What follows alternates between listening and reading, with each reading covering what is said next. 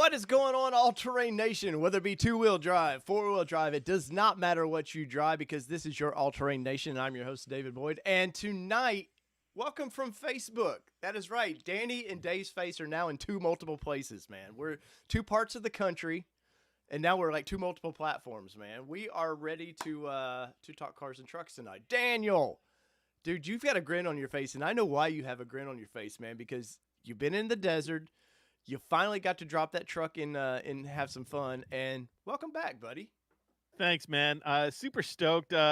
It's nice to be able to chat with somebody about the truck because I had an amazing weekend doing all the truck things and race truck bros, doing all the just chatting and just all the things that are I love that you connect with people over. Yes. As well, building up to that big weekend that I took the truck out, I was in the garage nonstop, just broing out on my own truck and my own stuff. And then now I take the truck out. Well, once I got back and unloaded and kind of like everything like settled, the dust settled from the entire trip. I knew that I was going to have to put in some extra time on the home front, so I kind of laid low. I've been doing more dishes. Actually, my wife's coming in, she's rolling her eyes at me. Mrs. Groot, can you confirm? She's the best. Yeah, she's the best. Well, that's all. I've been trying to hold down the home front a little bit more, but at the same time, I'm excited. I want to talk about truck stuff, so it's cool to be on. Well, I was bummed because I really wanted to be there, and I was honestly, of course, I was trying to figure out a way that I could get there and just be a part of it. And then I was like, I don't want to, I would have to hit you up. There couldn't be a surprise. Like I'd be a drag on the system. So I was like, I'm not doing that. But man, I was like so bummed out. And then this week, you posted up about going to King of the Hammers and you're like, anybody want to go? And I texted you and I was like, hell yeah. And then my wife, Kelly's like, what? She's dropping the bomb on it. Yeah. She was circling and she just had the bomb out the window. And she's like, yeah, no, she was ready to throw the nose down on that one. But I could go to King of Hammers if I wanted to. I'd pull my balls out and put them out of the jar and give your balls a tug, eh? No, but the thing is the little test session. It was a hot lap, almost hot lap overnight. Terrible weather. It would have been a terrible trip for you because it would have been, and on top of it, it probably would have been like 10 times more stressful for me. But it would not have been ideal, and I would have probably been bummed for you because with anything you take out in the desert on its first run, there's going to be problems, and there was a couple problems. And save big those problems. Save the problems because I want to talk about that for a minute. But overall, though, like to get that thing out and just. And for those that don't know, we've got new people here that may not know. Danny has built a racing Xterra, and you might go, Xterra? Why would you build an Xterra? And it's because Dan wrecked it. Long story short, you wrecked it. You bought it back with the purpose of doing this. Mm-hmm. Your lifelong dream is to be a desert racer, right? Yeah, since 2000 when I pit crewed in BFG, I've wanted to desert race it. And in truth, I grew up in the bro land of Southern California. I had a couple Ford Rangers, and that was the thing. You'd lift up the front and pretend like you were some kind of pre-runner or something like that. But once I did the Baja 2000, well, that year it was the Baja 2000. It was like a 1,700-mile race. After doing that year in the pits and realizing just the madness that is desert racing and the extreme awesomeness that is desert racing, I was completely hooked, and it took quite a few years before I was able to actually start building my own truck. So this is kind of a dream come true for me, but It's been a very arduous one.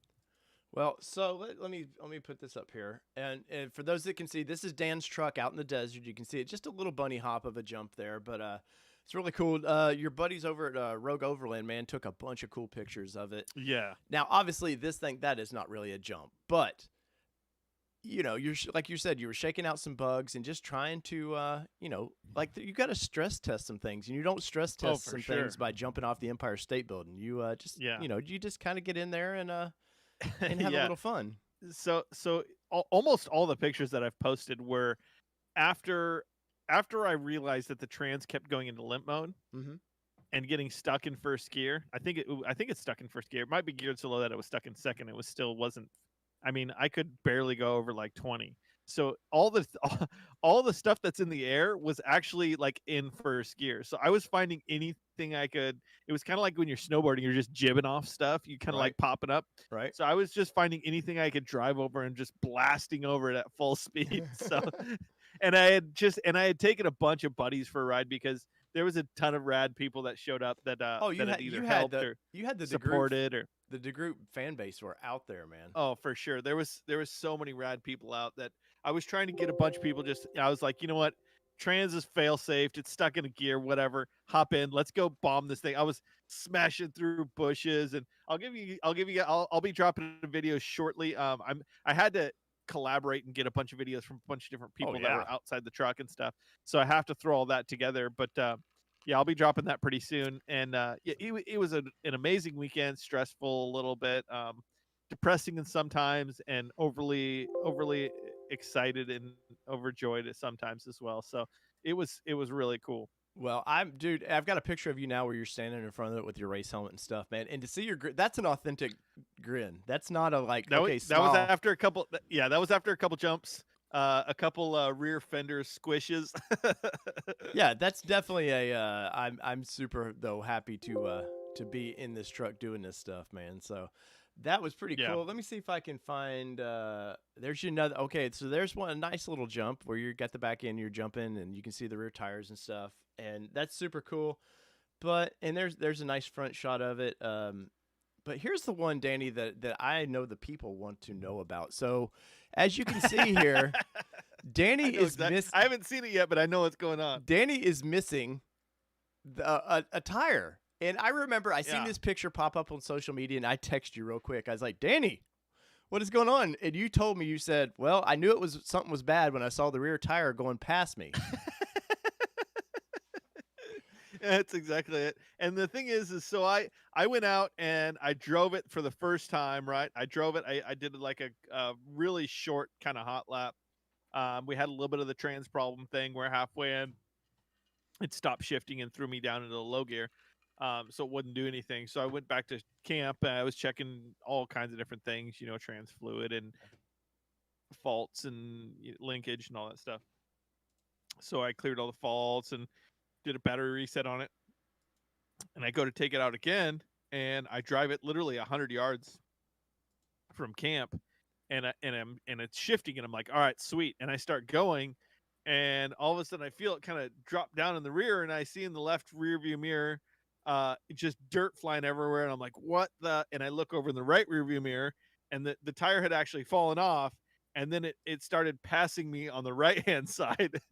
So for a second I thought both my rear wheels fell off, and I said to my buddy Sean, who was riding with me, I'm like, I think both the rear wheels fall off, and it fell off.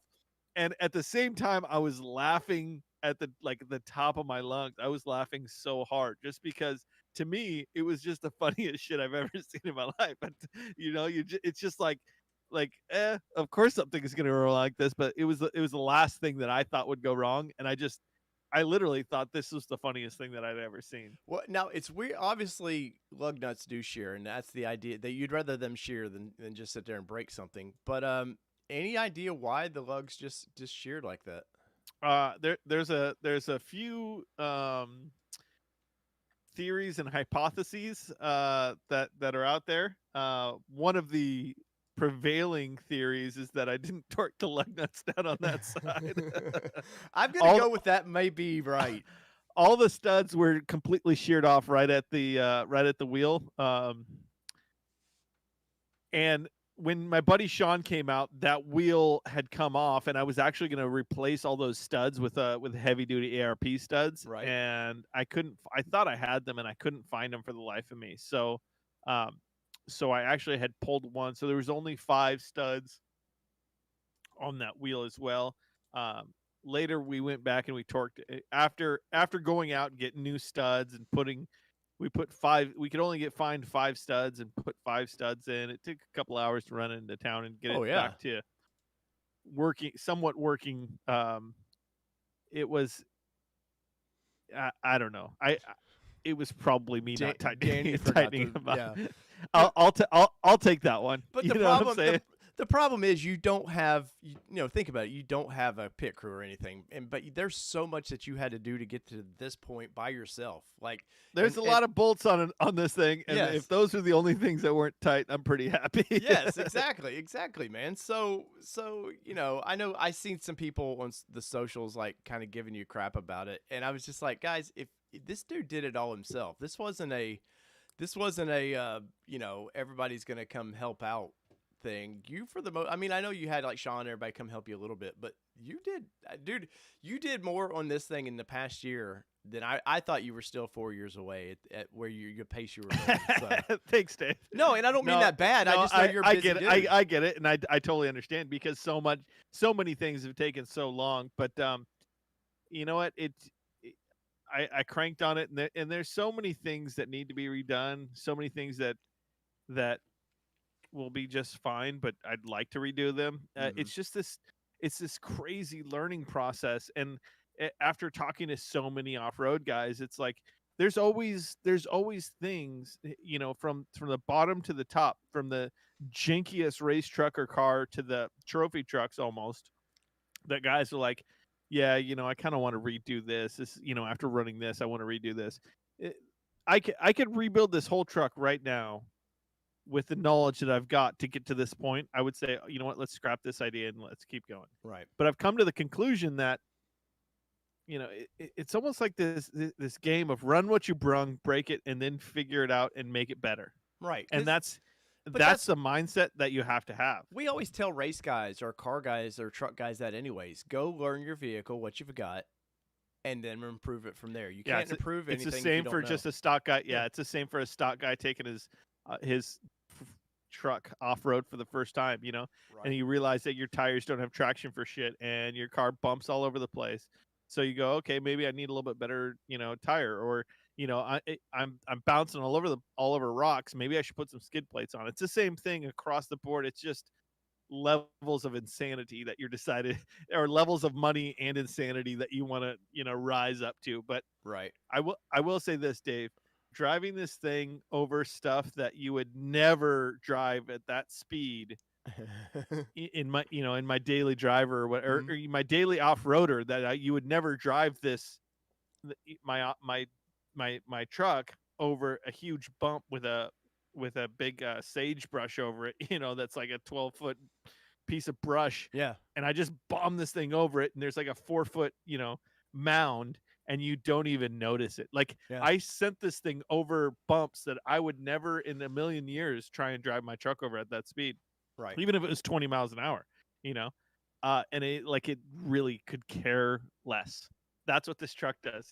It could care less for what I did. Right. Well, part of the highlights for me was the day before you went out there, when you were on your Facebook Live with your wife, and y'all were sitting in the race truck and and just having some fun, having a little bit of wine, it looked like, maybe, and just like you were happy. I think your wife was happy that you finally have gotten to that point, and it was a really cool moment, man. Yeah, I was teaching her how to put the 4-link on, and I kind of wanted her to ride in it, but once it had all the problems, I don't think she was nearly as interested as I was. But well, I'll say this, dude. I've been married for almost 18 years now, and I couldn't do any of this without her. She holds down the home front, and she's the real hero behind all the things that I do in life. I'm like a crazy bouncing off the wall, no planning, do whatever kind of a guy, and she keeps me grounded. She keeps me alive. No planning is Danny all over. I will say that Dan is not a planner by any means. So Dan, speaking of, because our buddy over at Raul wants to talk about the Raptor, and of course I want to talk about the Raptor because me too. It's one of the hottest things to come out. But first, I want everybody to see the little teaser that they put out the other day, because let's watch it. This is guys. This is how you tease something. And remember I had a video on the NMP where I was like, look, go out to the desert. All you can see is headlights. Start teasing this thing, the Frontier. And maybe Ford was listening to us the whole time, because let's listen to this.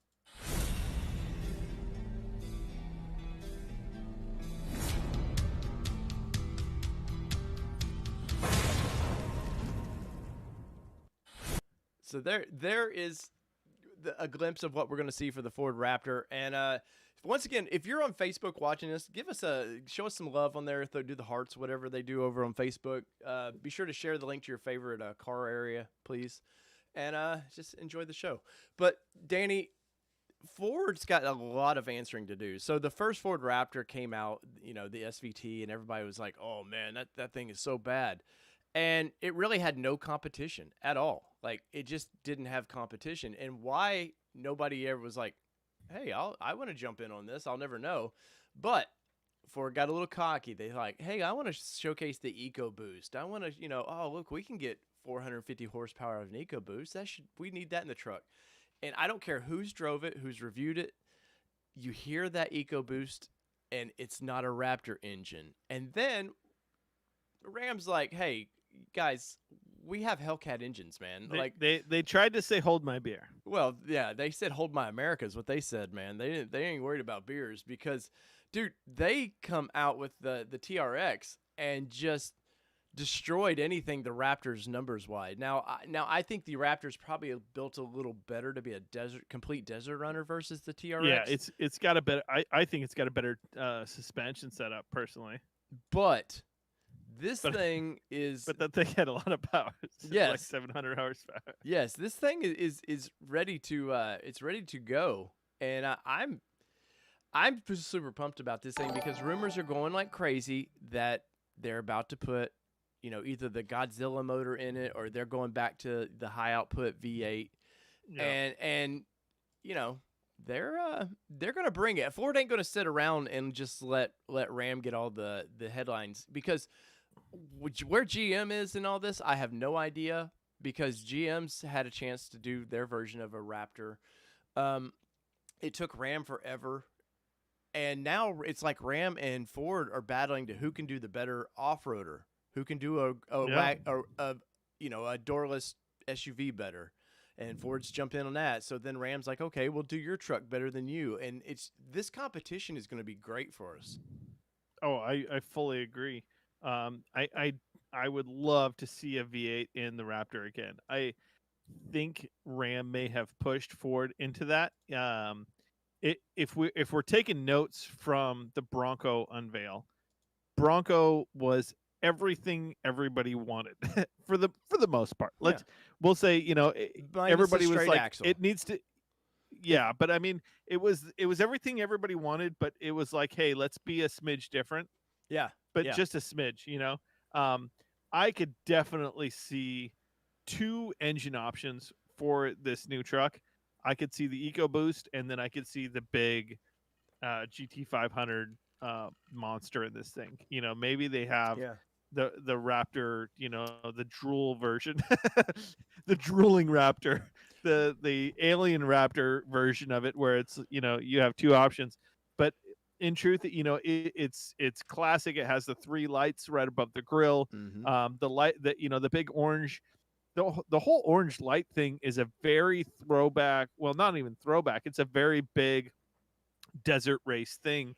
The idea is that the yellow lights cut through the dust a little bit better. It's just really cool, and I'm sure it's going to have the big fenders, the wider stance. So I'm super stoked to see what they pop out with this. I really, really want that big V8 though. Well, I think everybody does. I think for one, Dan, the orange lights on this thing is because it's so wide. It has to have those lights. There's a good possibility. No, it's what it is. Is because it's I forget how much wider than it's supposed to be. So I think the old Raptors were like 90 inches, right around the 90-inch width the range, which is extremely wide. Yeah. But this thing, I think there have been a lot of rumors going around. We were going to see a hybrid in this thing, and I think that's probably true. And hybrids are great for launching, man. If you want to launch one and you could do it strictly EV, would be great. But I really think that Ford was getting a little arrogant with that last, EcoBoost V6 in that thing, and it had no competition. And I really think this was a last minute thing that they put a V8 in this thing. And I think what you're going to see is we're going to start seeing Raptor, and then you're going to get a Raptor R. is what I think is going to happen. So you're going to get a super high performance version of this thing. Not even, I mean, like it's high performance as is, but you're going to get a super duper high version of this thing, and it's $100,000 truck, man. It just will be $100,000 truck. But these things, Danny, we have supercars, Lamborghinis, and stuff. I think the new trend for the next 15 years is super trucks like this. And if GM, I know it came out this week that GM's like, oh, by 2035 we're completely EV. Like, that shit ain't gonna fly with truck guys, man. I'm sorry. There might be a few different presidents with a few different Green New Deal ideals between now and 2035. Right. There might be different pipelines between now and 2035. So I think that that shift will be with the tide, if you will. I think that was more, to tell you, this is my personal view, I think that was more of a political posture than an actual, like, we're going to have all of our vehicles. Yeah. Maybe. You know what I'm saying? Maybe. It's like, they're just rolling with, they're rolling with the tide. And if the tide is a Green New Deal Paris Accord, let's make everybody think that that's what we're doing. Well, your buddy Raul is all over our chats about this thing, Dan. I'm sorry, I didn't mean to cut you off there. Go ahead, finish your thought. I don't remember. I looked over. I looked over to see what we say. Raul, it's Expedition Outfitters. Yeah. It's a good buddy of mine. He's a huge Ford fan. He's got a really great. Super happy that I'm buying a Bronco, by the way. Like just super happy. Except that his 5.0 needs a little love. It needs a little engine love. I think he ran it too hard, too fast, or too long. Well, it's always been a good looking truck though. But he said he didn't. This has been a year coming. Yeah, the Raptor's been a year coming. But I think the addition of a V8. I don't mean like I mean these guys all know when. Like these guys know when GM or whoever's doing what 6 or 7 months before it ever happens. They all talk to each other. They have a good idea. But I think that they didn't want to. I think there was talk of doing a V8 and then doing a hybrid version V8, yes. But I don't think it was like Danny was saying, the GT500 version of a V8 where you've got 700 horsepower. And, the TRX is a bad mother effer. Let's be honest, man. That thing is, what little I know about it, I don't think it's, like I was saying earlier, I don't think it's a complete desert runner, but who cares? The thing, like, nobody, honestly, Dan, I'm sure out where you're at, you see them in the desert a little bit, but let's be honest. People buy these in America are never taking them for the intent they're built for. These are symbol Dave, trucks. We're going to have to part ways. Are you talking about Raptors? Yes. Now, I'm excluding where you live because you have lots of open desert land. Most of America doesn't have what you have, Dan, for that. I'd say anybody that owns one in Texas probably could disagree. I will say that if you were to, and I'll go to the King of the Hammers this weekend, the Ford Raptor will probably be one of the most seen vehicles out there. There's so many of them out there that you don't even like see them anymore. Raul, you're not clogging the chats, here, by the way.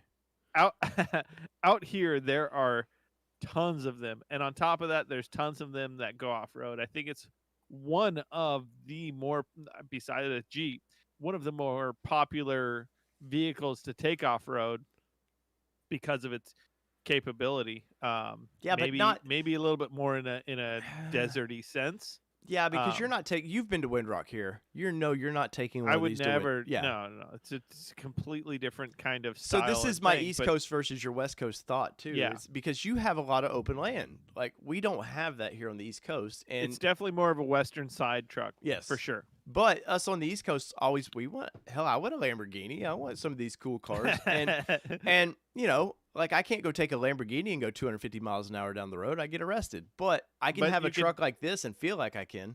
You could tow your rock bouncer out somewhere with your Ford Raptor with your 500 horsepower or whatever. Right. But I think Ford is going to knock it out of the park with this.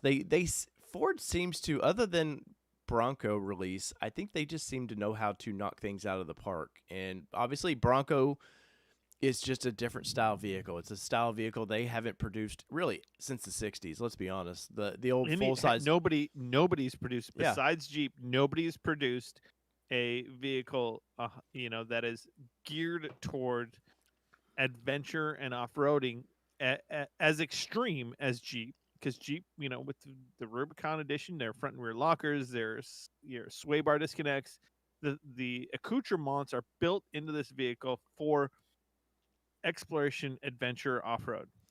Right. You know?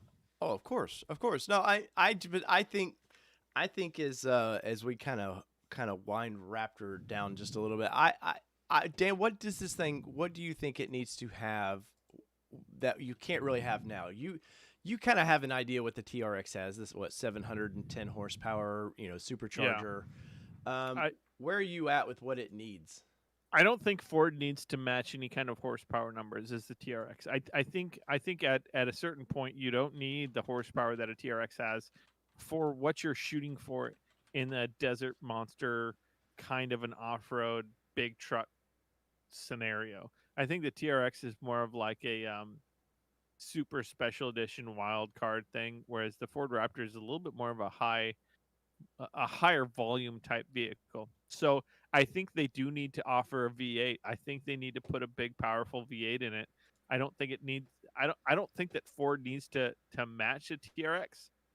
Wow, dude! But I do think don't that know. they should. I do think that they should have a big, powerful V8. A throwback to when the Raptor came out with the 6.4. Mm-hmm. Because that's still a highly sought after Raptor. That was a big deal. There was a little bit of I would say a small fallout from to the EcoBoost, where they had some slightly more piped in sounds or whatever. But I think that's one of the things it needs to be. It needs to look a little bit better, in my personal opinion. I think the later Raptors kind of were a little bit slightly more vanilla than the OG ones, the 6.4 ones. Yeah, but where do you go? Do you add a wing to those things? I mean, in all honesty, you put wide fenders on it. Like, where else can you go? But let me really make you guys sick real quick. And if you don't know this idiot, Street Speed 717. Now, I followed this guy for a while till this video because, for one, I like my new TV is YouTube, man. This is what I do. I don't watch TV anymore. This is, if I'm not producing videos, I'm probably watching them on here. But so this guy went Ram. He got a hold of Ram, and dude's got over 1 million subs. So he's got a little sway with some of these guys. He went out and got, I think it was the second TRX that you could legally purchase between him and the 3-letter T word. Anyways, so he got it out and he was trying to show off with it. And let me go over here and we're talking about the jump, right, Dave? Yes. So this is good. Very, very this is much. good. So I'm going to back up here. I'm gonna give a solid hat tip I'm just for gonna this get YouTube it channel so I can keep the speed. because it's full send. Floor it. Go. By accident, I will send. say it's by accident, but I don't know, Dave. I don't think this is an accident, Dave. I think he full sent it with the purpose of trying to get people to watch his channel, which round 2. For better or worse, there's a lot of people that are doing this kind of things. I Here think this is a black of. No, I mean, it's a Duke Boy jump. All you need is just a good old boy. Straight Dukes of Hazzard. Yeah. That's exactly what this is. I think this is exactly what you do when you and your buddies go out and do some stupid shit. This is literally what it is. But what the thing of it is, I think the power of the truck got he didn't know the vehicle well enough. Yeah. And it got away from him. And I had a video prepared on this idiot, man. And Dave, let's not call him an idiot because this is personally this is abuse, Dave, man, of that nice vehicle. I don't care.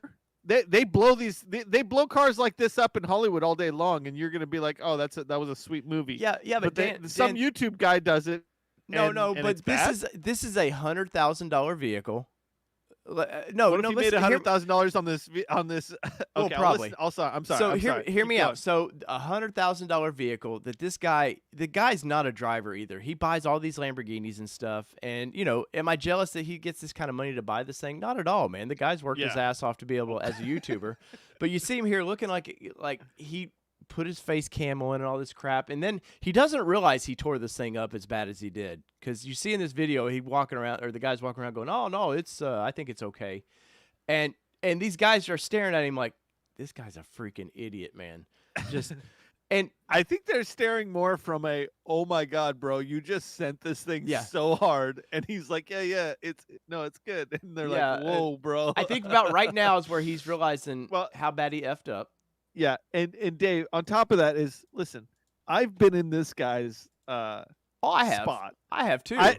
I think I've been in this guy's spot more than you have, Dave, because literally what he did was my entire life up until about 21 or 2 or something like that. Hours I ago. was the guy. Yeah, until like last week.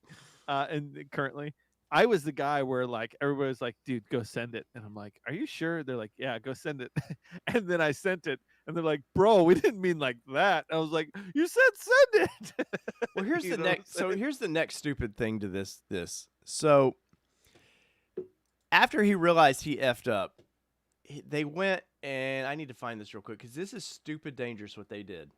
I mean, like stupid dangerous.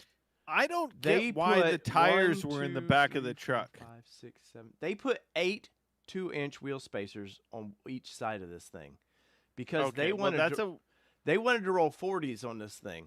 So here you can see it, and they're just playing this video off. wannabe whistling. That's wannabe whistling diesel. That's what that is, dude. Well, but no, they know what the damage they've done to this vehicle, so might as well now. But they're playing this video up. I don't even play the sound because it's pretty irresponsible in my opinion. He's talking about, oh yeah, this is good, and this just doing that and putting it on. You got 16-year-old kids. This sounds like dad talking, and it kind of is. Okay, this is dad and son right now. And we're gonna get the complete opposite views because I already see where you're at. But Dan, and I'm complete opposite, but I get it. But I get it, Dave. So give me your opinion. So you put these things on there and you shove these 40s on there, whatever. You've done effed up the vehicle. Like I understand now. There's no going back. He's totaled the vehicle. But when you show that you're putting 8 wheel spacers on each side of this thing, and then he's driving it, Dan. Yeah, it's funny, but except for the fact that you got young kids that watch this go, well, this guy did this. And I know that sounds like old man going, oh, you shouldn't. But there is I don't like running 1 wheel spacer, and I will. But you just lost a tire and a hub, or a tire go by you with no wheel spacers, right?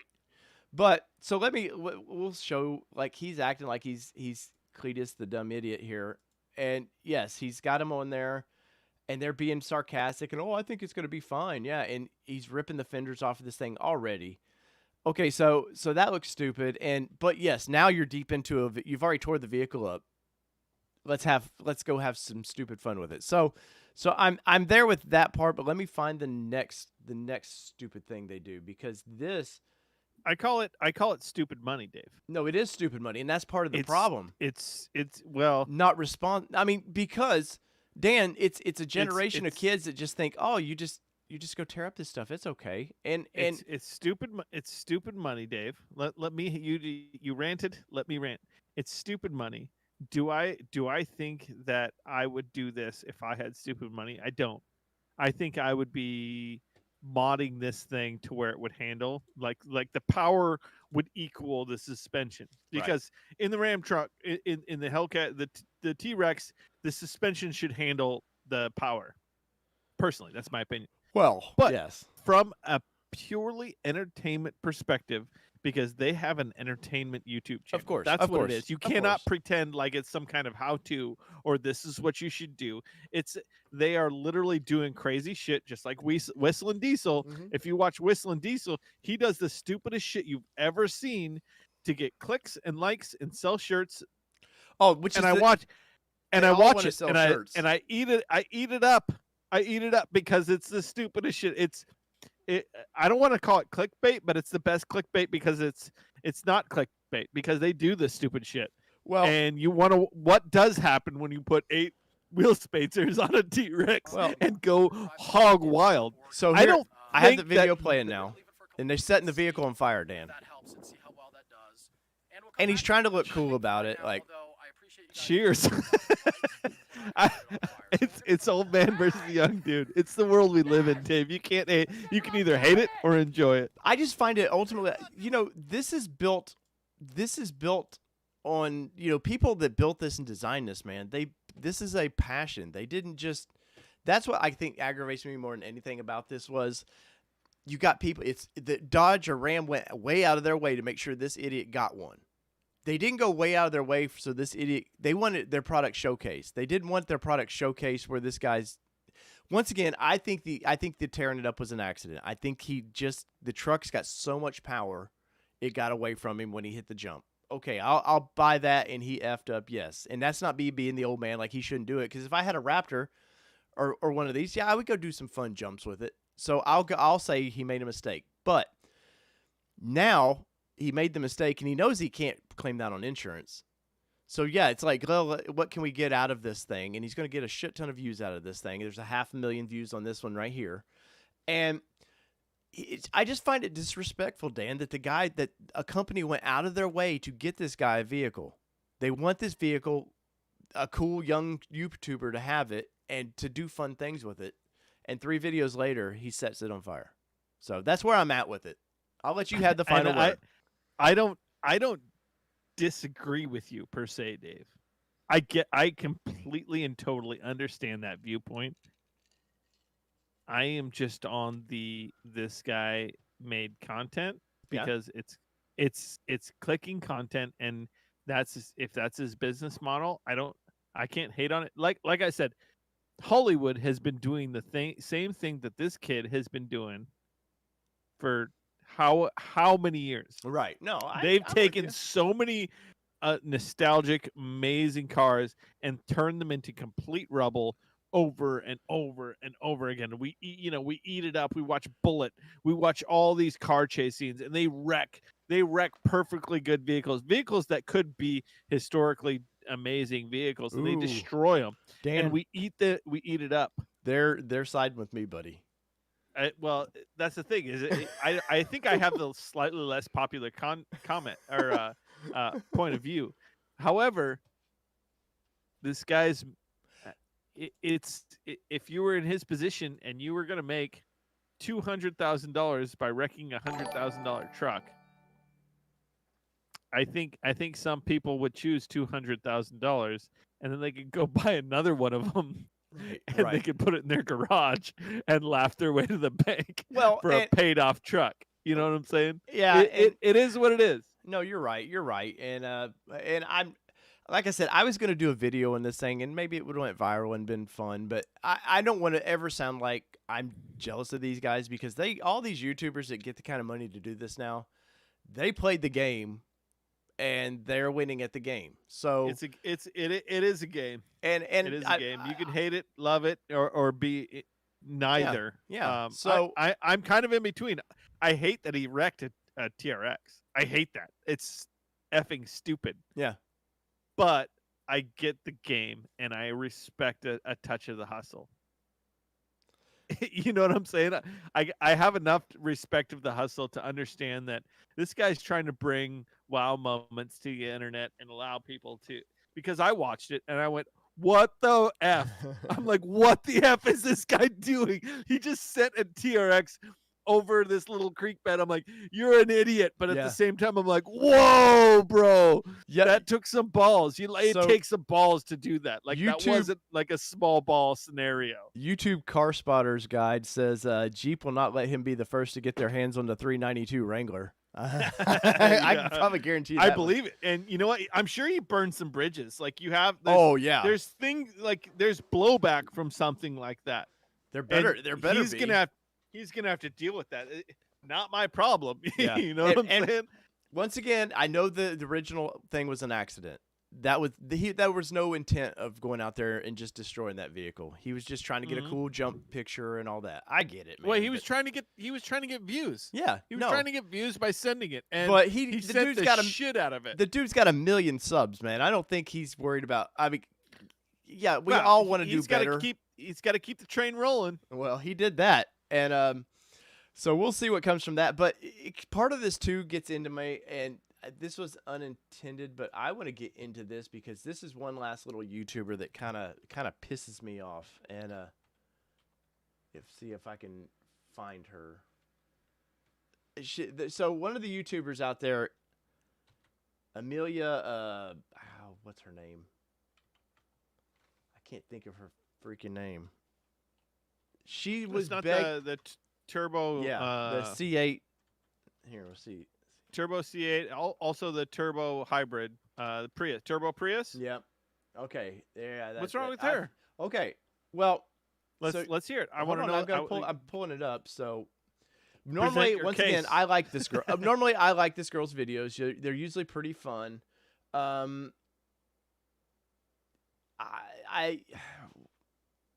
She did a video a couple weeks ago where she was out in a racetrack, and I found the video. Hold on a second, guys.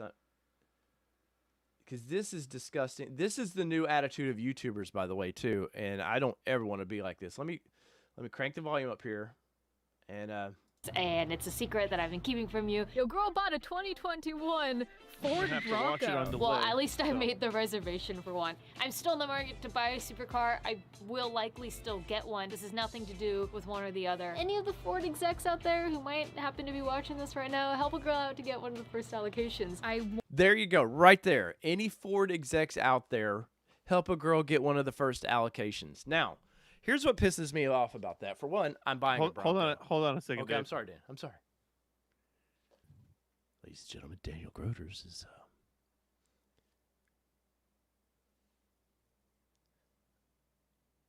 Dan's dancing. She's kind of cute though. Well, no, she's a cute girl. There's no doubt about that. Kevin says shave those eyebrows. All right, Dan. All right. Dan, so did you hear where she's basically begging Ford to give her one of the first allocations? Mm-hmm. Okay, so there's backdoor channels to do this. Let's not act like you need to produce a video. Hold on. I know every show we have someone throw in some solid comments for some reason. Kevin Minnie threw one right now. Shave those eyebrows, girl. You got me, bro. Mid sentence, I was listening to Dave mid sentence. Kevin, you got me on this show, bud. because my screen is locked in on her face, and I looked at the eyebrows and went, "Damn, them are some heavy ass eyebrows." So Kevin, touche, hat tip. So far, that gets the quote of the evening. All right, Dave. Sorry, get back out there. All right, so my point is she blatantly just begged Ford on that video to give her one of the first Broncos. And one of the things Ford's already said, the first people that get the Broncos are basically some social media people, and they're to review. They didn't say they were getting the first allocations. They said to review. They're going to be outdoor people that get the vehicle, and yeah. So am I stupid to think that they don't want somebody? Let's see. She has 657,000 subs. Am I dumb to think that they like, let me choose the All-Terrain Nation versus this person? Well, no, and it's not, once again, not a jealousy thing. I just don't like what I'm seeing from some of these young YouTubers right now of either just tearing up property for no reason. I mean, yes, to get views, or blatantly just going out of there and going, hey, hey, Ford, hook a girl up. Once again, there's backdoor channels. This girl, she's very in with GM. GM gives her a lot of backdoor access to the C8 stuff before anybody else gets it, which is cool.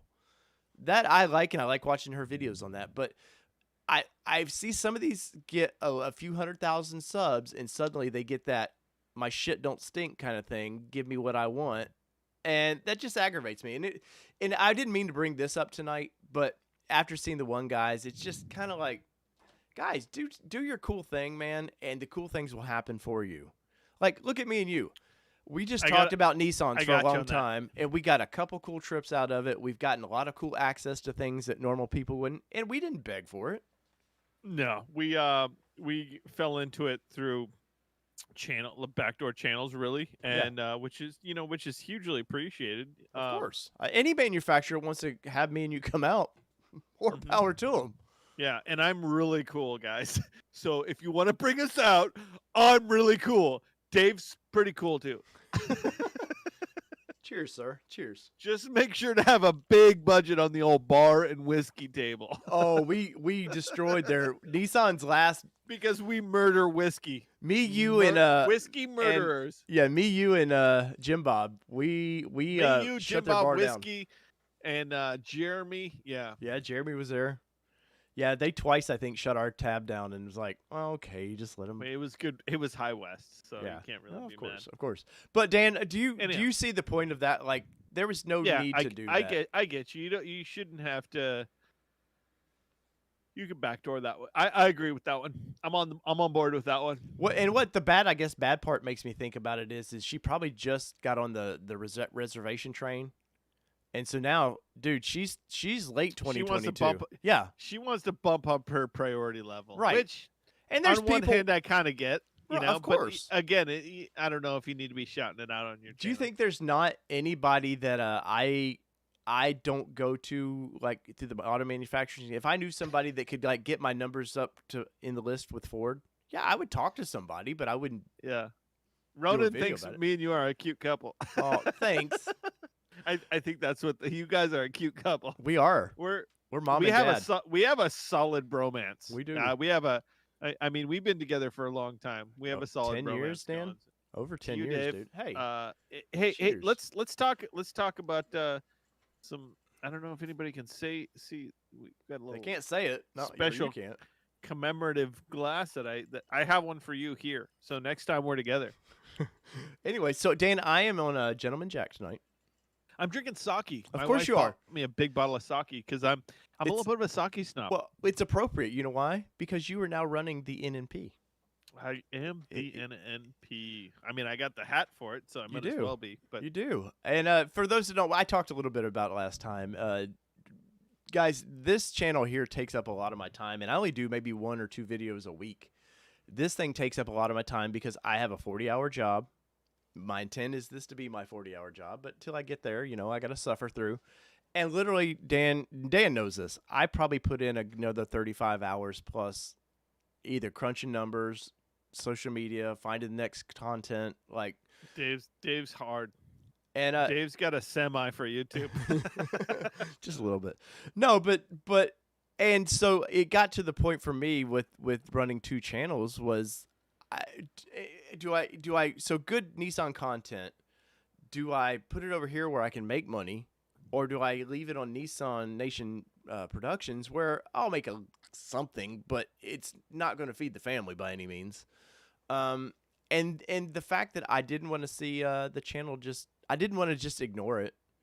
And I know Danny's been with me for these stupid adventures on just broadcasting for 6 years now. And it is, Danny, Yep. that's our anniversary, by the way. Last couple days ago was Yeah, it was a few days ago. It's our anniversary Yeah. from basically kicking the whole idea off.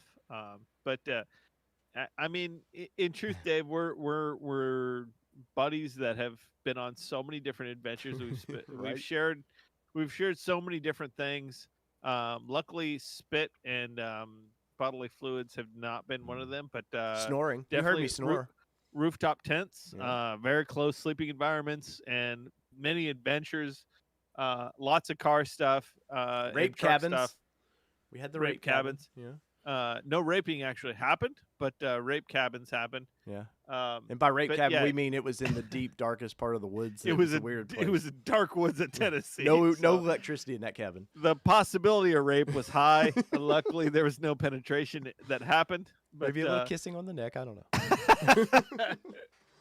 But yeah, no, we've had a good run, and it's not going to stop. No, I'm still love stoked to be able to take over some of the Nissan stuff. and I still love the brand. I'm still heavy in it, and Dave is flying like a little like a butterfly into the ether of all the brands. And I think to tell you the truth, I think I'm more of an all brands person than Dave. But Dave has moved into what he's good at, and that is BS. really digging into some serious automotive. I mean, let's be honest, Dave. You have better insight into like the deep, dark corners of all the automotive brand stuff than I do, because you have that feel for what's going on, and like you really dig that. Yeah. I'm not as much of that guy. I'm more of like a, hey, let's go send it. Well, you know when yeah, bro, let's go send it. Kind so of a when guy. I was doing the original podcast, the Nissan Nation podcast, when I in 2011 I had the idea to do the podcast, and I just didn't have the internet was catching up with me for that. So I started thinking who all the people I knew, I was like, who would be fun to just talk with. And you know, my buddy Luke came around. I thought about Luke, and then I was like, no, just hanging out with Danny is so much fun. And your first episode, I think you were singing about changing oil or something funny, and just we had Yeah. so much fun on that. And but Well, I'm a professional comedian. well, there is that. But so my last video on the NMP, my last solid video, is going to be after the Frontier. I'm going to break down my final thoughts, and I'm going to do a video on the Nissan Nation production side. And after that, Danny, we've talked. I'll probably still be around a little bit. I'll do some stuff for Danny if he wants it. But it's going to be a new show, man. And I'm excited to see where Danny takes it. Guys, continue to support that show because I love that show. And me and Danny's talked. It's like when I did Xterra Nation, I said I'm giving it away. I'm not going to profit from this because I built it with some friends, but I didn't.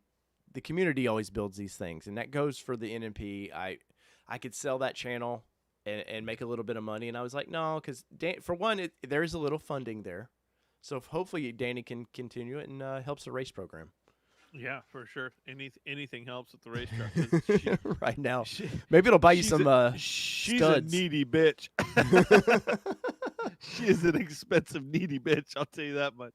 Every time I take her out, her appetite gets deeper.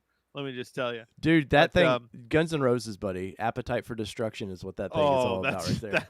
That's what we should call her. GNR. GNR, because she got it happen. But yeah, Dave. There's always Dave's always had his ear to the train tracks. You know what's coming, and so he's still going to be my main dude when it comes to what's coming up on Nissan. But he's also digging into all the other brands. So I'm going to keep him very close as far as what's Nissan bringing. I think part of it is because Nissan's kind of shit the bed. A little bit, and on- which is the perfect way what we're about to lead into. By the way, they shit the bed on some stuff. So I think we're hoping that they bring it all back, but I think they can. It's possible, but it's a far-fetched idea. But I think that him rolling into all the other brands is going to be good for us. While at the same time, he's still going to have his ear to the ground for our Nissan homies. And that doesn't change. Hopefully, we'll still have some stuff there. And I don't want people to think like you're still a part of this too. It's just And I'm going to be on ATN, given my perspective, because I have all my insights on this shit. That's right, man. But it's like I'm East Coast, you're West Coast, man. We just have different opinions about this. And on top of that, there's completely different. And if you have never off-roaded on the West Coast and the East Coast, or done automotive stuff, it is right, Dave. Like it is completely different. The people are different. How their Completely approach different. is different. Like everything is so Styles, different. There's so much out there that to cover. So it's good to have different perspectives, right, Dave? Of course. Well, so for one thing too, and this is going to sound lame, and I'm going to say it anyways because this channel has been funded since the middle of December. And Danny, nobody has gave us any super chats or super stickers, not a single one. And I know that sounds like I'm begging like the YouTuber just was, but I today put up a new little thing that pops up. And I was kind of interested in seeing it. A secret Well, super chat. Well, a lot of these things. This channel's already like outdone whatever NNP could do, and so I've been able to kind of put money back into this channel. So I'm trying to. You see the new logo and stuff, and like the mics that me and Danny both have are basically funded from this channel. To be honest, if I have to be honest, I paid the bill on the mics today, so they're paid off now, Dan.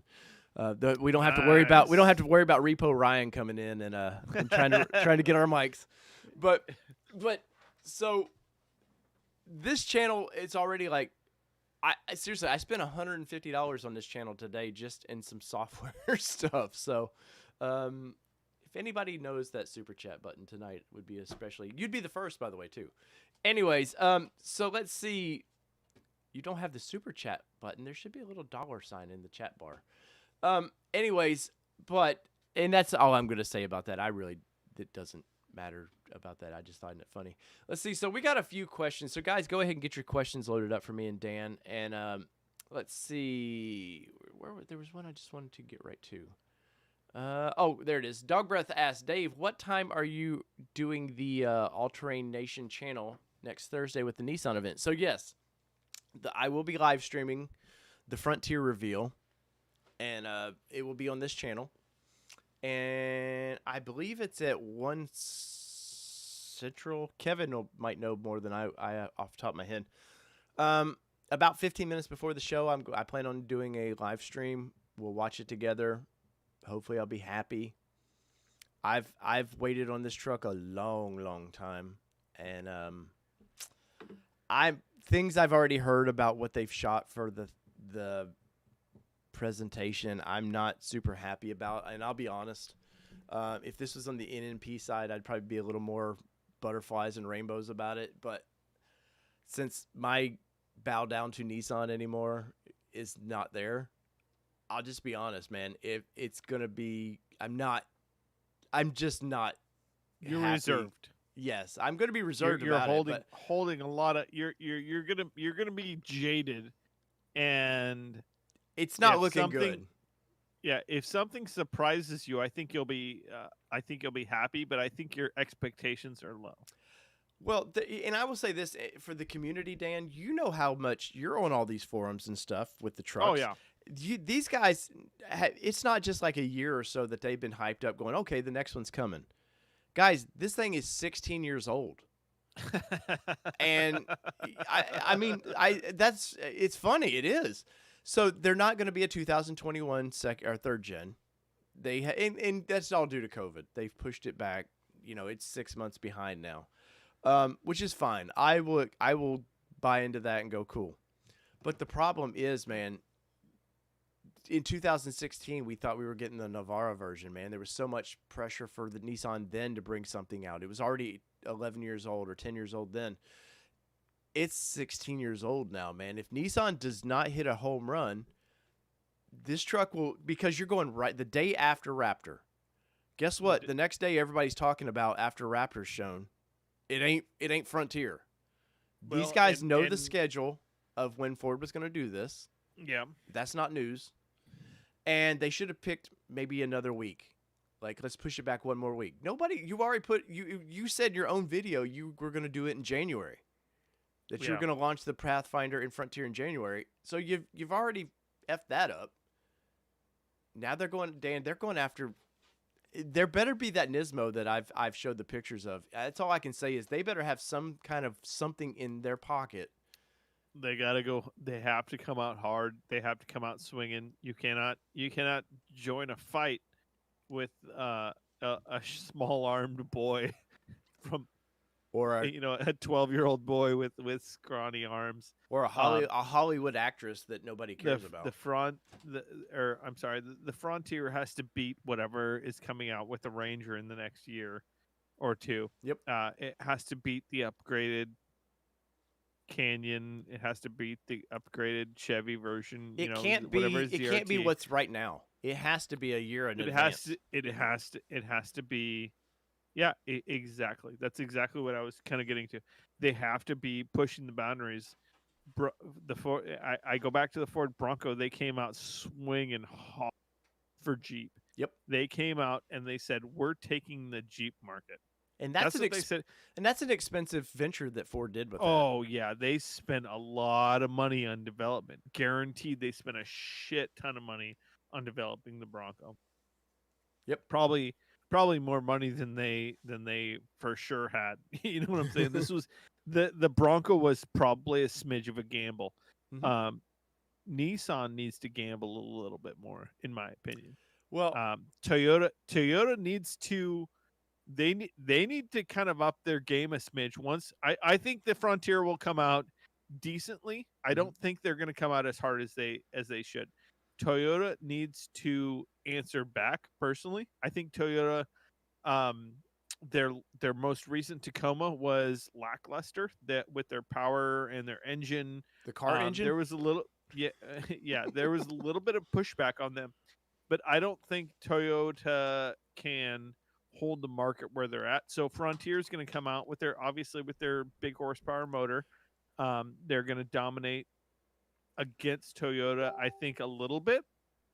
I don't know if their tech package is going to be where it needs to be, but I think that Ford and Chevy will come out right after maybe a year and a half, um, with something better. To tell you the truth, I don't think I think Nissan's gonna come out with something pretty cool. I don't think it's gonna hang. Well, yeah, definitely the way the market is right now is technology's moving so fast. If you're not on top of just the tech part of it, Yeah, you're in trouble, man. they're behind the curve and they're playing catch up. And I think they're gonna come out with something cool, but I think it's gonna be a catch up vehicle. Yes, definitely. And Dan, what are a couple key things that this thing better have that It has to have some good tech in just the basic scenarios of just some adaptive cruise control. I think the motor is going to stand up against everything else in the market.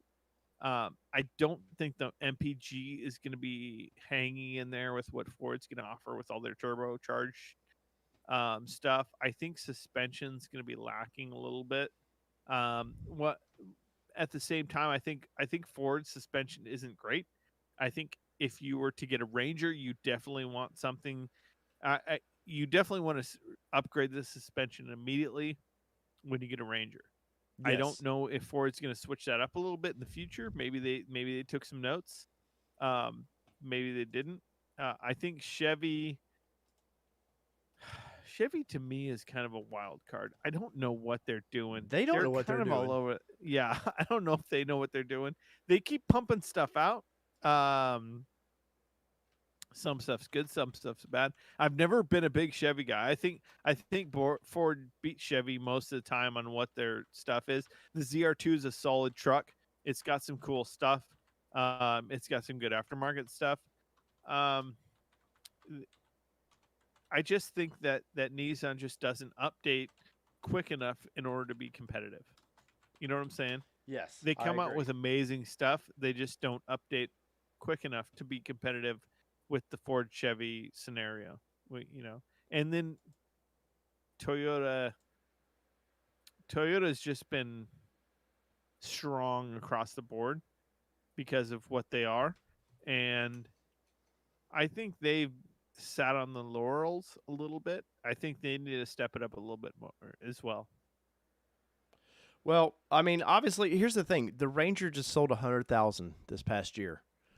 Nissan hasn't sold 100,000 of their truck in a long time, and the hard body was the last thing to sell a lot of that, and it was an affordable vehicle. It was it just small, got great gas mileage. And Dave P, I put it on our I believe it's on the NMP's website. He did a nice breakdown of people always want to go, well, Toyota dominates the midsize market. And you're like, if you break it down, midsize sales aren't where they used to be, for one thing, because everybody was hitting 100,000, 150,000 in sales. So the midsize market is not, I think there's a lot of hype with it about, they sell a lot of, it's the hottest thing. Well, the sales are way down what it used to be. And I think for Nissan, though, they need to make the money off of it. And midsize trucks bring in a lot of money right now, much like the Pathfinder that's about to drop, which I have a tidbit of news. You're going to want to hear this in a minute, the Pathfinder news. But there's a lot of money in these truck sales, and we all know Nissan needs money right now. And I don't think they're bankrupt, but they need some cash in the system, and this truck would do that for them, and that's one reason why I think it has to be a home run for them. I think they better outdo everybody in the interiors, and if it's what I've seen of where there was that test mule of the Titan interior, That's a foul ball. They're not going to get anywhere with that. If it doesn't have the best for mid-size truck, the biggest freaking radio in it, it's not a home run. I'm sorry, that's what people want now. The V6, yes, V6 HP is always king, but people don't look at those numbers anymore. I know trucks guy still likes big numbers. I agree with that 100%, but I think that number is going to be compared to the old MPG number big time in the next 4 to 8 years. Of course. Who knows what's going on, but I think MPG numbers are going to be a big deal in the future because for 3 years. I think, the gas prices are going up. Yes, they are. That happened. That's not a political statement. That happened. I think that's going to be seen across the board. So we're going to start seeing that kind of push towards, are we going to start turbocharging stuff? Are we, it's a legitimate ideology that you're going to have to see across. That's what Ford started doing. They had huge MPG numbers when they started turbocharging. Anyway, so I didn't realize this. I got Ronald, our friend over at Nissan Hawaii Nation, hit me up and said there's no super chat button. And if you will refresh, I didn't realize that it was a separate activation, guys. So I apologize for that. What? And so it is now. You guys could have been giving us fat money this whole time. I'm talking penny bills, y'all. Pennies. Can I get a fat super chat for this stop sign? This is a legitimate Chicago stop sign that I got from a Chicago cop. Ooh. I won't say his name. I was gonna say all names have been changed for protection. But that's a legitimate Chicago stop sign that I got from a very, very rad trip that included Power Rocks, it included the race truck, and included some hippies. I was in that trip. Let's get a super chat. I was in that trip, dude. It was the first time we met. It was the first time, dude. There's so much love with that. Me and you raced that truck together for the first time. I got this sign the day after I met Dave the first time ever. Yeah, and it was telling him Can to we get stop, a get away. super chat? It was telling you to stop, keep away from this dude. So let's see. Dog Breast says, Dave, any guesses of what the new 2022 Frontier low and high price will be on this thing? Well, for one thing, what you're going to see this week, you're just going to see a vehicle. They're not going to tell you anything else. You're not going to. They might, since the motor's out, give you an idea what the horsepower is going to be. They're not going to tell you anything about class leading, anything else. You're going to see a cool truck. Oh, Ronald. I knew my boy wanted to be first. Thank you, Ronald. And you can see the new chat button or the super chat donation thing there. But as far as price, it's going to be right in line with Toyota. Whoever the highest priced is. Look, you only have to Titan to look at. What did they do with Titan last year? They jacked it up where it was in line with everybody else, and they'll discount it heavy. So, Miso! Look at you guys, man. I'm going to give a drink to that one. Hey. Cheers, sir.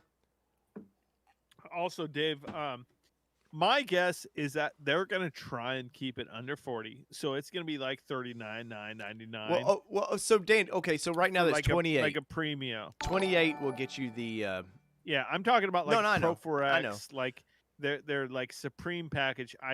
They got to keep it under 40. Well, I think early on, yes. I think Kevin, look at you guys. Thank you guys so much. He's that'll be another bottle of that cheap whiskey for you, Dave.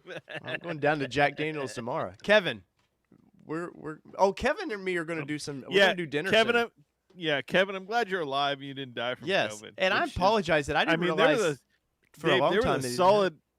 There was a solid 0.03% chance that Kevin died. Hey, but or 0.04 or something like that. Yeah, but there's always a chance a honey badger could rip through your house and kill you too. But yeah, I don't worry about it. But no, I don't wish anybody to go through that because I've heard it's not a fun sickness. Glad you're feeling good, Cat, bud. And but as far as price, Dan, I think it's going to start about. I don't see them doing a 4-cylinder option in this thing at all. I just don't. There's not a need for that anymore. I don't agree. And I'm sorry, I fully agree with you, Dave. I don't see any 4-cylinder ever in. I think it starts at $30,000 for the base or the lower trim, and I think a Pro 4X is 39,000. Yeah, I really that's do. what I'm saying. I think they'll try and it'll be like I said, the 39,999 or whatever. They'll try and keep it right under the 40 mark for the optics. But I could see that a Pro 4X, and the Pro 4X, from all of our spy shots that we've been throwing out, It looks looks better. pretty solid. It looks like a nice truck. So I- we'll see. We'll man, see where it lands. All the dealers though were bitching at Nissan. So guys, I'm connected to dealers along with people at Nissan. So dealers, the Pro 4X that I showed you, that was from a dealers meeting. They want that truck. So the plan is Nissan wants to release the Frontier, and then a year later bring out the Pro 4X or their Raptor-ish version. The dealers are like, dude, you're already effing us on everything you do. Why do you want to get people buy a Pro 4X thinking it's the baddest Frontier, and then a year later go, oh, sorry guys, you're trapped into that loan payment. And guess what? Here was a cooler one coming. So dealers are pushing hard. I don't think we'll see. Honest to God, I don't think we'll see the Nismo. Fingers crossed. I've got nothing to go on that. My source on that is dried up, unfortunately. But I think maybe late fall you would see a hint of it. But my thoughts is Nismo will offer cool stuff for them. Well, they already do. The bumpers are out now. Did you see? There's a bumper on one of the forums? What I'm saying is the new gen. We'll call it the third gen. It'll be a third gen, right? Yes. Yeah. Because we had a Frontier and then Frontier second gen. Yep. So I think I have a feeling I just don't see Nismo being as big of a deal for the third gen as it was originally. I think they want to. I just don't know if it's going to be a deal. Well, Nissan Japan is the thing that F's this up always. Yeah. Nissan Japan does not understand trucks at all. They don't understand America. No. And it was like, because I was told by somebody within the company that was planning parts for some cool parts. And they were like, look, we sent this muffler to Nismo Japan because it's got to be approved. They said it's too loud. And they're like, guys, this is what the American audience wants. And this was just the factory. I'll take that back. It was a factory exhaust that was supposed to be on the Titan. Nope, too loud. And I think the Titan now sounds great from the factory. I really do. And you're like, we know that from the video. Shut up. Oh, yeah. Whatever video. Oh, Danny wore me out with a clip on that. But Nismo Japan does not understand trucks. And you've got a few. Nismo America, guys, is about 5 people. It's not a big department. And they're trying everything they can. Nismo America loves cars and trucks. Like, they're the people you want in Nismo. They're the passionate people. And they're having a hard time getting it through, man. So remember how I always say, be loud, be. It's okay to complain, but do it, in a nice way, and you'll get things that you want. But anyways, but as far as the Frontier, like I said, the video that I've kind of know they're working on, I thought it was whatever. I think you only have to look to the Armada reveal in December and go, that's their new direction, and it was horrible. That video was horrible. I don't need their vice president of PR out there trying to sell me vehicles, especially trucks. And that sounds like a shitty thing to say as a guy, but I really guys buy a lot of vehicles. What does it hurt to go appeal to a guy a little bit, man? Have some cool ass, get Chris Pratt or somebody out there. I don't care. Overpay these guys to come talk about your kick-ass truck. I don't want to see Brie Larson in this truck talking about the male guy as the boss, like the Sentra commercial in there, and he's crapping on the helper or whatever. Like, I don't need your politics in this. I just want to buy a truck, and I want to be sold on a truck. I don't want to be sold on your politics. So that's all I care about. The Pathfinder. Let's get into Pathfinder for a minute. So I've from multiple sources, not just one. I have this from about 3 sources. Your next Pathfinder gets the 9-speed transmission, like I've told you about. But Dan, hold on, Dave. Oh, I think you're about to drop some news. But the fact that we got a 9-speed transmission to me is a big effing deal. Yes, it is a big deal.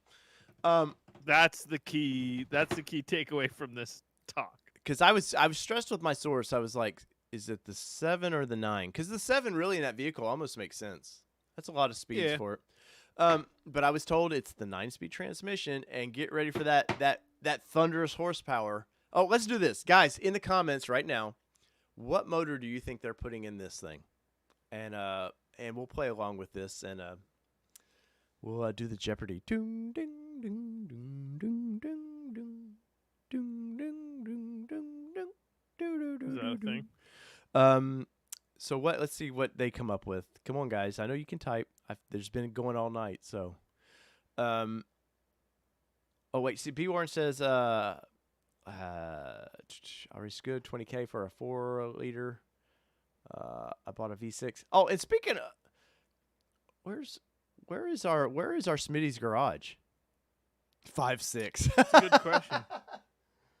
I've been following Smitty on Instagram, dude. He's a fun follow, man. He's always going live, and He's great. we were talking about Dogecoin. I love Smitty. Um, Oh no, Dave! It's called Doggy Coin, dude. No, it's Doggy Coin. You have to call it Doggy. I want to call it Doggy Coin, but It like if you go like the memes and the history of it, it's Doggy Coin. well, whatever. Doge dog. I don't care. No, All right, so call we it got some Doggy Coin guesses. from here on out. Let's see. Kevin says it's a 9-speed. We've known for almost a year. Yeah, Kevin, I've known for at least 18 months, and I had somebody in a video in the NMP tell me, "You don't know what you're talking about. They don't even have a 9-speed that'll bolt up to that engine." You're like, these are car manufacturers, man. If they want to make something happen, I'm pretty sure They do. They don't. They do. They don't pull these things from a tree and be like, "Well, I hope this fits." All right, so a lot of people are saying 5.6, which I think those are our fanboys that know. Miso Honey says no CVT, so that equals a winner, and I would agree with that. Kevin says 3.8. I think Kevin knows better than that. YouTube Car Spotters Guide says a 2-cylinder turbo.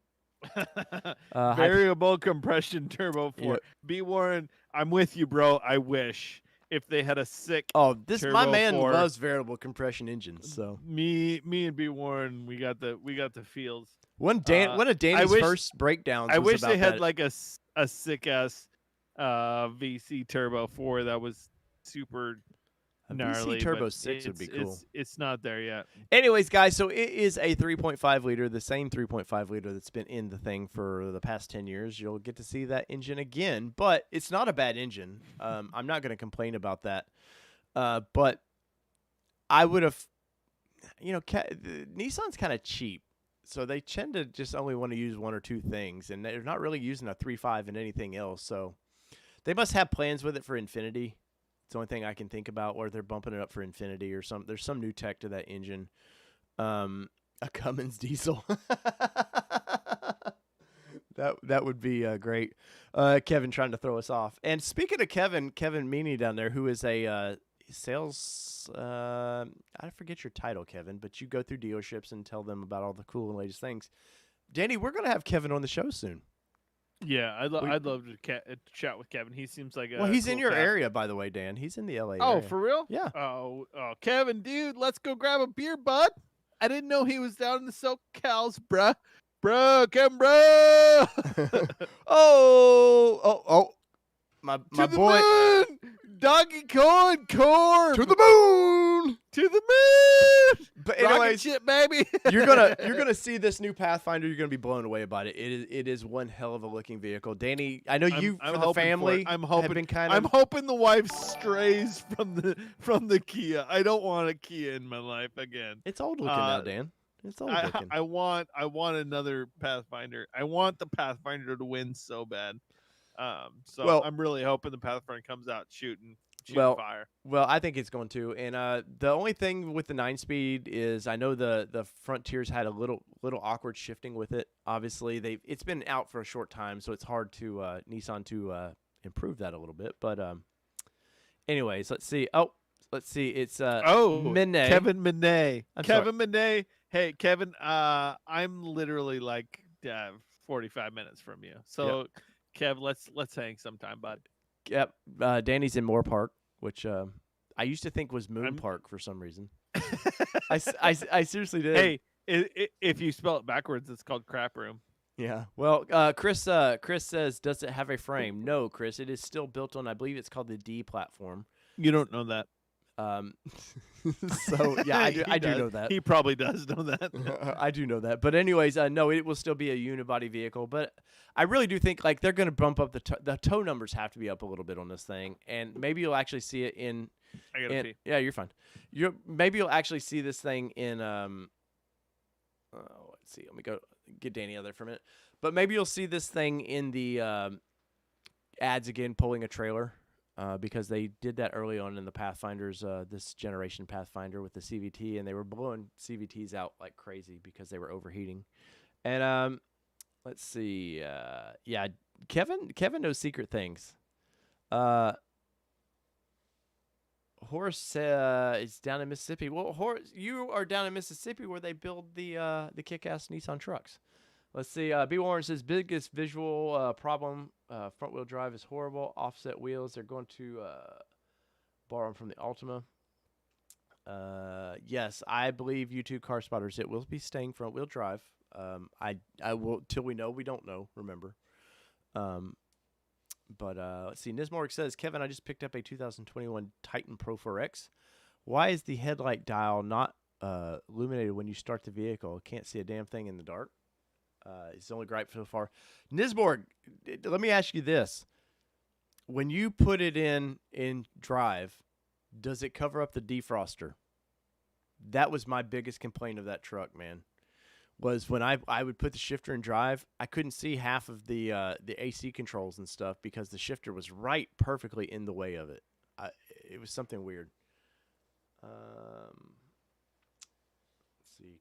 Kevin's answering questions in there. Guys, if you have any couple more questions, we'll get to them. Thank you. And once again, thank you. I felt like I was just kind of bitching about the YouTuber, and then I was asking for money. I just was poking the bear at that, and you guys have been awesome about that. So thank you. Channels like these actually do, the super chats and stuff do actually help us quite a bit. So thank you very much for that stuff. Dan, Yanni Dan's over there. Dan's finished his Dan, I just have I have a little bit. I drank too much sake tonight. I'm not gonna lie. I drank way too much sake tonight. Dan sake'd it to it. So Dan, final thoughts on Frontier. You're a Frontier owner. I was a Frontier owner. Are you excited? So 1 to 10, how excited are you for Raptor? Raptor, I'm a solid 7. I'd like to see something innovative. I don't think we'll see anything too innovative. I think we'll see a big power plant. I don't think we'll see much more besides a power plant, a big power plant bump. And 1 through 10 about Pathfinder. Pathfinder, I'm hesitantly excited. I'm hoping for the best and hoping for the worst. I think it'll look pretty cool. The fact that it's going to have a legit trans, I'm really hoping it's going to be a rear-wheel drive with a four-wheel drive option. I just don't know. To tell you the truth, I don't know what to expect. Nissan's thrown us all over the board recently. I'm hoping they do right by us, but I'm hesitantly excited. Oh, sorry, I was loading something up. Go ahead, Dan. Sorry. So you're kind of excited by it. I'm excited. I really hope my wife likes it. I like the little video that they dropped. It's like 11 seconds long or whatever, where they were trying to really pump it up. I kind of thought it was neat how they did that, how they spelled out the Pathfinder. It was like the path, and it's a great little video. I'm hoping the truck or whatever. Here, I'm gonna play this. Pop out. I'm gonna play this real quick. It's only like a. Yeah, let's see. Let's see it.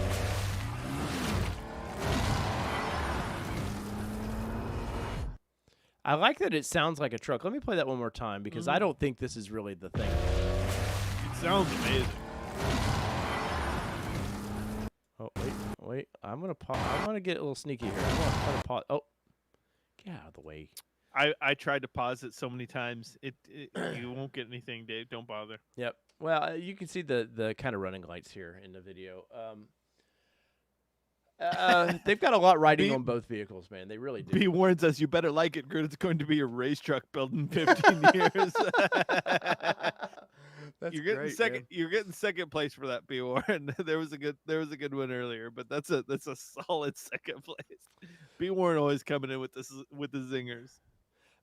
Yeah, I think the Pathfinder is going to be they've done well, and for all those Pathfinder haters out there that say, "Oh, well, it's not a real Pathfinder," no shit. I mean, it's a unibodied family SUV, guys. It hasn't. Honest to God, they haven't built a real Pathfinder since the ones that were in the mid '90s. Yeah. I mean, let's be honest. Even the what is it, the N51 or whatever the Pathfinder the was. last gen It was still a independent rear suspension. It wasn't Yeah. quite as beefy as it needed to be, but that was the last time that they built a real a decently solid vehicle. Didn't get great gas mileage, but I'd be happy with something that had a little bit of off-road chops, that could, that had a third row seat, that competed with everything else in the market. I just want a competitor. Well, to tell you the truth. at one time they were toying with the idea of doing a Pro 4X version of this and the Armada. So Yeah. I don't think it would be what we would think of as the Pro 4X. Oh, and Pro 4X, Dan, does the Pro 4X get a front locker this year? In the front I think they'll stick with. I think Ford has caused them to stick with a front locker. Yes. We can only hope. To tell you the truth, my thoughts are they probably won't. My hopes are they probably will. Yeah, I honestly to keep up they need to. I honestly think they don't I change doubt anything they will. with the suspension. It'll be a Pro 4X with a rear locker. I think they'll just kind of go with the status quo. I don't think they have the balls to do that kind of stuff. I don't think they're going to try and compete. I think they're going to try and compete with Toyota, who doesn't offer that. Right. Well, maybe. Let's see. Saw a V8 Pathfinder. Yeah, there was a V8 Pathfinder for a minute. I think 2 years they could get a V8 Pathfinder. It never sold well. They never marketed it very well. But that V8 Pathfinder is what led to the Xteras and Frontiers being able to drop a V8 in them, because they share the same F platform that the Titan uses. And originally they called the Armada a Pathfinder. There was a couple weird years there for sure. Yeah, well, they were trying to. Yeah, it was weird. They were trying to. I don't know why they thought people wouldn't just accept an Armada, but they wouldn't. Anyways, let's see a couple more questions before. I know Danny's got a Grandpa Dan over there. He's the young kid till it comes to bedtime, and then he's like, It's 7:30 my time. I gotta be in bed soon. Let's see. Horace says, think there will be a Nismo / Warrior model above the Pro 4X. I do eventually.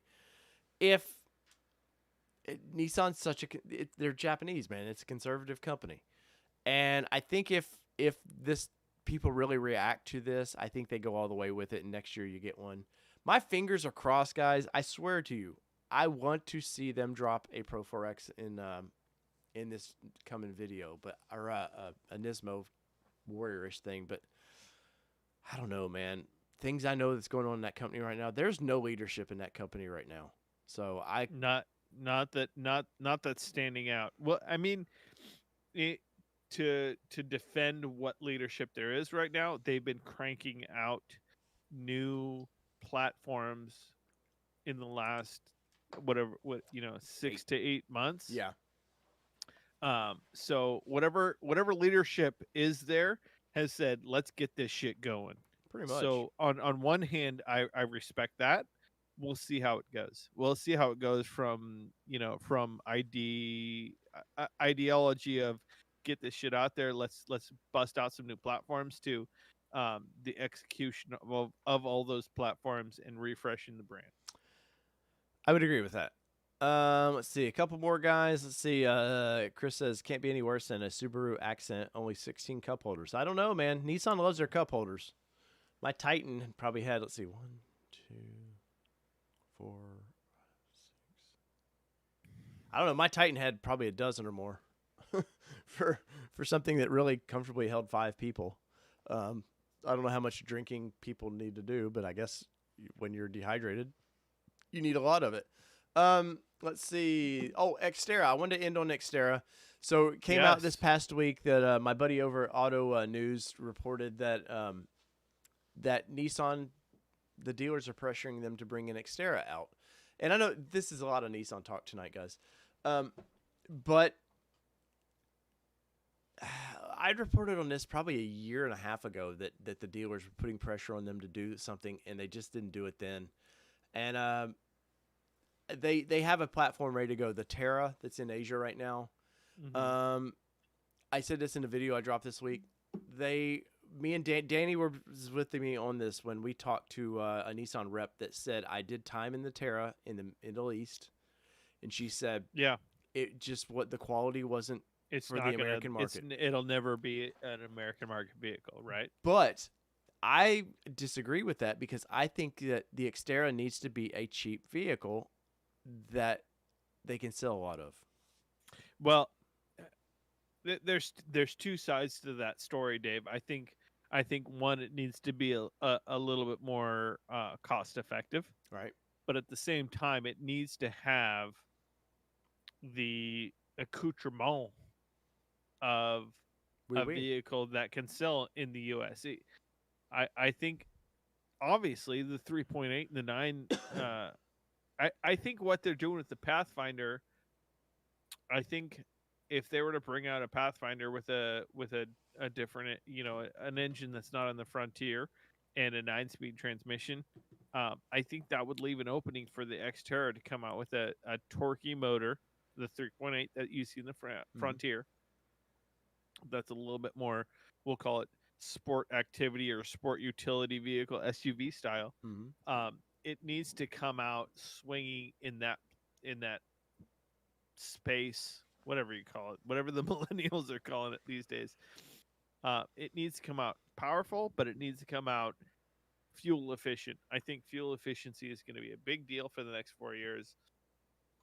So if they're going to have that conversation over at Nissan, I think they need to really think about how fuel efficient the vehicle can be. Right. But at the same time, I think they need to really understand the market of the adventure and the, what's been going on for the last 4 years with all the 4Runner hype and the FJ's gone. Well, it's coming back.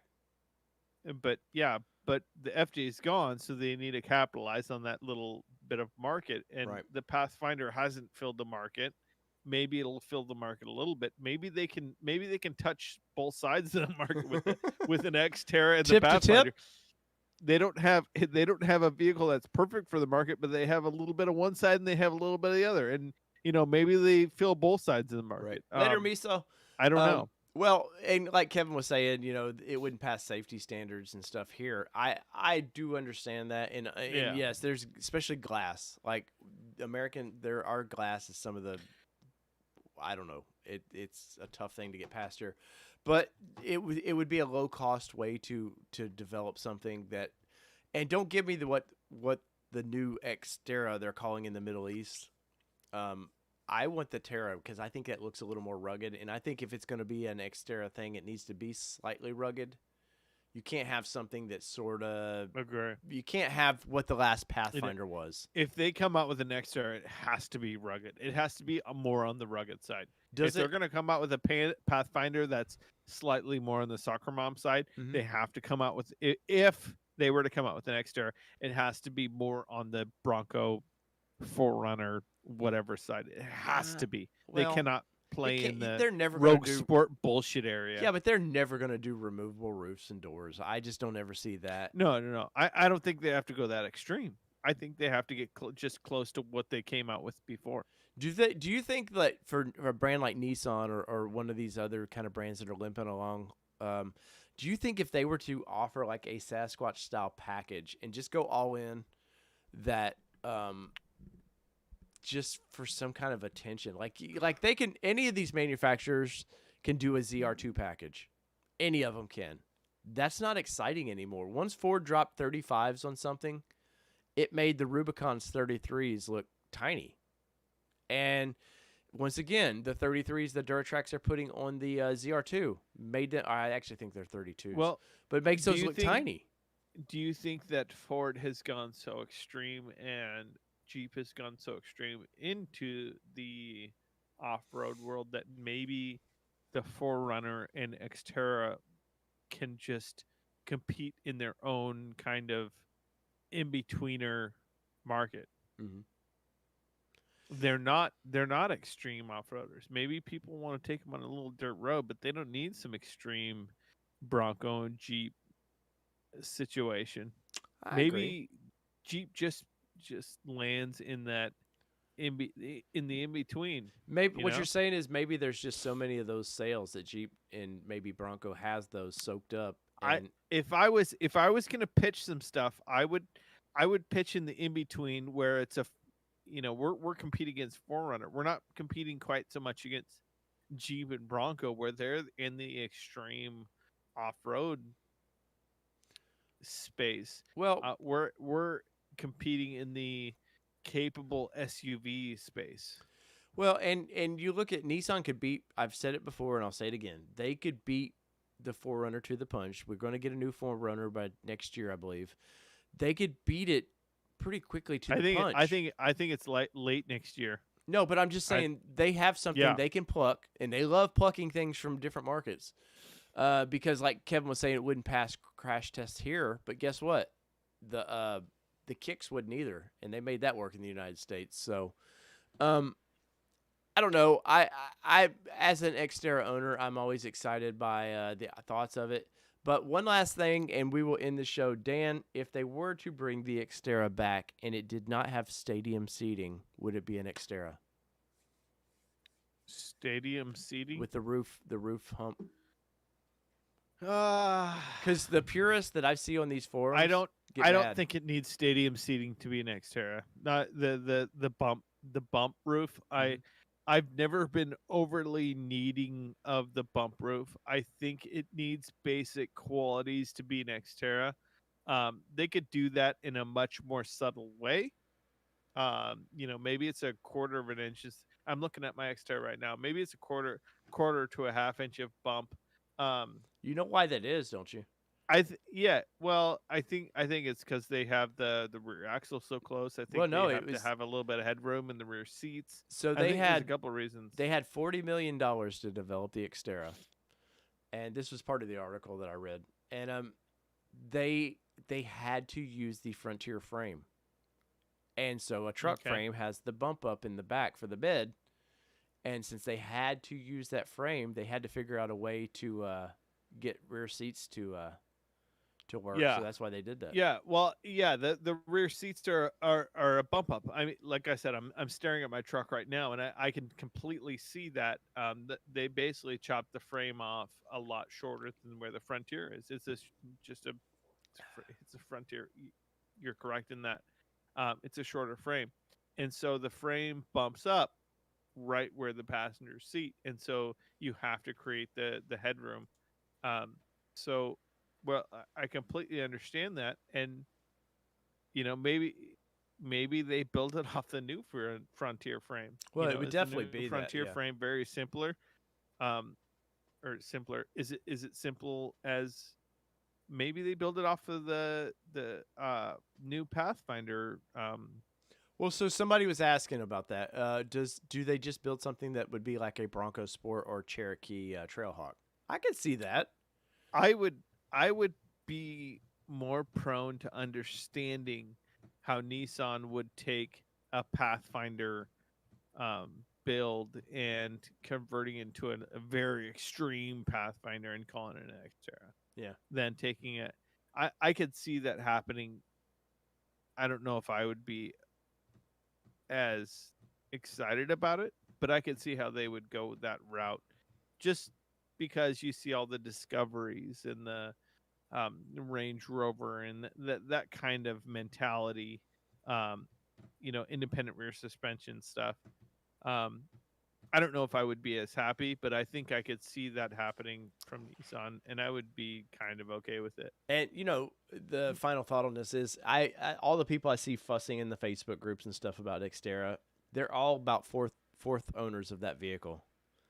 They're not people that are buying them new, man. Unfortunately, so a lot of those guys, look, I have a 2009 sitting in my driveway. It's a great truck. No, it is a great truck. But had they built a next gen, I'd probably have one, and I probably wouldn't have a Bronco sitting or going to sit in my driveway. But if they built the next gen Xterra, I would still keep that truck, Dave. I wish that we could just trade truck. We've talked about it. I would know. trade you in a heartbeat, man, because mine's about to go for sale. So know, if anybody needs a 2009 Xterra, Dan, it's already starting to get parted out tomorrow. I have somebody coming to buy the roof rack, the depth hep. Your awning that I got from you is going to Georgia. And the awning that I have on my Xterra came off Danny's wrecked truck. When Danny wrecked the truck, he started parting it out. So Dan, it's going to be on the third Xterra, man. That should Meanwhile, make you happy. I'm rebuilding my Frontier. All right, so Dan, you got some adventures coming up. Anything cool coming up that we can talk about yet? I'm going on the Rogue Overland expedition. Should be an amazing trip out to I think it's Tucson and Prescott, all over Arizona this year. This is the Rogue Overland trip.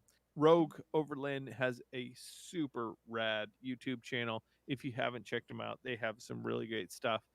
So I'll be hitting that with my wife later this month. Well, we'll call it next month, February. So that should be a good fun. And also check out the YouTube channel DeGroot X, as well as Nissan Nation Productions for some cool race truck fun, as well as some really rad other race trucks that are getting built. Some throwback race trucks that hopefully I'll be able to get some video up for you soon to check those out. So that's what's going on in my world. Let's see. So Dog Breath says, Dave, what is the next for your iRacing videos? All right, so I've done a couple now. And a couple tests, and I think I did a race last week that you guys got to see me do a race in. I'm still kind of playing with those a little bit. The thing I've found that's hard about those videos is talking and trying to engage you guys as well as trying to pay attention to the course, which seems to be a little hard. I'm trying to get Danny a setup because we do have plans. I want to kick Danny's ass in racing because Danny's a racer. I know he's a racer, but I'm a racer in the real world, but since GT3 happened way back in like 2012 or whatever it was, I haven't been on video game racing in a minute. But my setup's right here. Danny, I have plans. So Danny's seen my area that I work out of. I have plans that I might find a used car and cage this doorway in right here so that you literally, to get into my studio, have to open a car door and make it feel like a real car in here. I don't know. It's something I've been toying around with. But I may toy around with some iRacing later tonight. I don't know.